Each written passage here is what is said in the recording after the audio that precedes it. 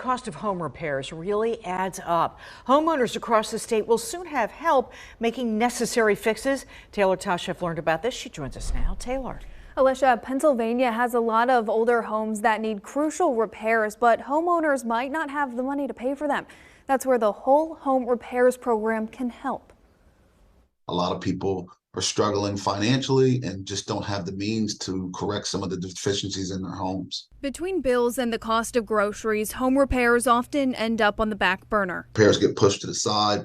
You may have a bad roof that you can't afford to fix or whatever it may be, and then water gets in, rain gets in. The Whole Home Repairs program is looking to change that. It's great to be a homeowner, but it's a lot of responsibility to be a homeowner as well. Dauphin County is getting ready to take applications and offer grants. A max of up to $50,000 for repairs. To make necessary changes. Energy efficiency repairs, accessibility upgrades, any other type of code violation or deficiencies. Through COVID American Rescue Plan Act money, the state has more than $120 million to divvy up to counties.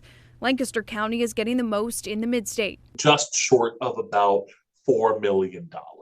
We know that the need way outstrips the funding for 1 year of this program. That's why the current version of the state budget includes recurring funding for whole home repairs. Republicans and Democrats came together to say this is something we are going to invest in every year because we know that we live in this state with a lot of legacy. Our homes have a lot of history, and sometimes they need a lot of help. And so Whole Home Repair seeks to do just that.